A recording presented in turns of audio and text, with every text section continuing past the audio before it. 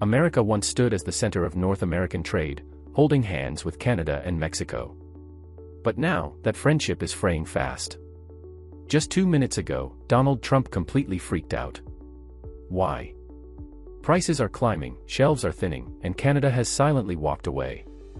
The tariff blowback isn't just beginning, it's in full swing. And it's leaving the United States isolated, economically bruised, and diplomatically abandoned. If you want sharp, truthful political coverage that pulls no punches, hit that subscribe button, like this video, and tap the notification bell so you don't miss what comes next. Canada and Mexico go their own way. On Wednesday, Mexican President Claudia Sheinbaum and Canadian Prime Minister Mark Carney made a quiet but thunderous move. They agreed to strengthen trade collaboration without the United States. And it wasn't just talk. They are responding to Trump's new tariffs set to hit on August 1st, sidestepping U.S. markets entirely. What may seem like a routine diplomatic handshake is actually a historic pivot, two of America's closest allies choosing to realign their economic futures without Washington's oversight. Remember when North America operated like the Three Musketeers of trade? They built cars together, shipped food together, and set global standards as one strong bloc. But those days are gone. Canada and Mexico are now walking arm in arm, quietly building their own billion-dollar trade corridor and leaving Trump shouting into the void. This isn't a minor policy disagreement, it's a full-blown strategic shift. America threw the first punch with tariffs, and now it's being left out of its own backyard barbecue. And the grill? It's gone cold. The guests have left. And the neighbors are hosting their own feast just down the road, without the US at the table. The economic fallout. What happens when your neighbors stop showing up? Canada has already cut back dramatically on US farm goods. In Ontario, shelves once lined with Minnesota corn and Iowa soybeans now display products from Europe and Asia. Since mid-2025, US food exports to Canada dropped by 8.5%. That's not a slow fade, it's a sharp cliff, and it's sending shockwaves through rural economies across the Midwest. Farmers who once relied on steady cross-border contracts are now grappling with surplus harvests and slashed income. And Canadian tourists? Gone. Towns in Vermont and Michigan are seeing 33% fewer Canadian visitors. Breweries, inns, restaurants, they're all counting the losses. Gift shops stand empty. Hotel bookings have plummeted. Seasonal workers who once thrived during Canada's summer influx now face unemployment lines. Layoffs are mounting. The economic bridge is now eerily silent, and the trust once shared across borders has vanished. This isn't just a short-term dip, it's a rupture that cuts deep into local communities, from farmers and shopkeepers to hoteliers and restaurant workers. It's the kind of economic wound that takes years to heal, and some fear it may never fully recover. Canada's smart counterpunch. Instead of retaliating with more tariffs, Canada took a smarter path. Prime Minister Carney rolled out a $1 billion Canadian fund to strengthen domestic steel and supply chains. Steelworkers in Ontario finally felt heard. "We felt like we were drowning," said one plant manager. "Now, someone is throwing us a lifeline." The message was clear: instead of playing Trump's game, Canada would play to its strengths. They imposed strict tariff rate quotas to cap steel imports from non-FTA countries and backed Canadian steel in infrastructure and auto projects. But it wasn't just about industry, it was about sovereignty. Quietly, efficiently, and without drama, Canada started replacing US imports with homegrown products. Grocery stores promoted Canadian produce. Farmers called it planting independence. Local factories retooled to accommodate more Canadian content. Provincial governments began prioritizing procurement from domestic suppliers. Even public schools and hospitals were encouraged to source food and materials from within Canada. The movement gained traction fast. It wasn't just about avoiding tariffs, it became a national campaign for economic self-reliance. The pride in buying Canadian surged. For many, it wasn't just smart policy. It was personal. The rise of the Northern Corridor. Here comes the knockout punch. Canada and Mexico didn't just build trade policies. They built a new trade map. It's called the Northern Corridor, and it's a $120 billion route that avoids US soil completely. A brand new pipeline of trade stretching from Mexico's EV battery industry straight to Canada's Pacific ports. Up to 15 million tons of high-value cargo per year now travel without touching the US. Railroads have already been upgraded. Canada's $2.3 billion Pacific Short Link now bypasses Buffalo, New York. That means $11 billion in US logistics revenue lost annually. And with a blockchain customs system between Canada and Mexico, the US forfeits an estimated $3.5 billion per year in customs fees.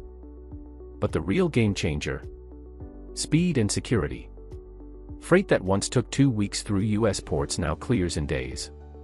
Customs backlogs are a thing of the past. Mexican manufacturing zones are booming with Canadian investments. Specialized industrial parks are already springing up near the corridor route, creating thousands of jobs on both sides, just not in the US. The Northern Corridor isn't a detour. It's the new main highway of North American trade. EV dreams vanish. You like electric vehicles? Well, you'd better get used to delays. That fancy new EV battery module plant. It's now fully routed through Ontario and southern Mexico. The result? 360,000 EV builds per year gone from US factories. That's 108,000 indirect American jobs just wiped out, from supply workers to service techs. Meanwhile, the White House is celebrating tariff revenue like a prize. But Canada and Mexico are laughing all the way to the bank. They didn't flinch, they planned.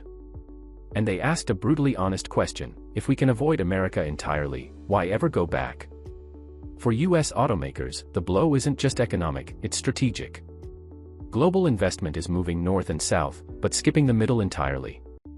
The real damage: trust. This isn't just about dollars.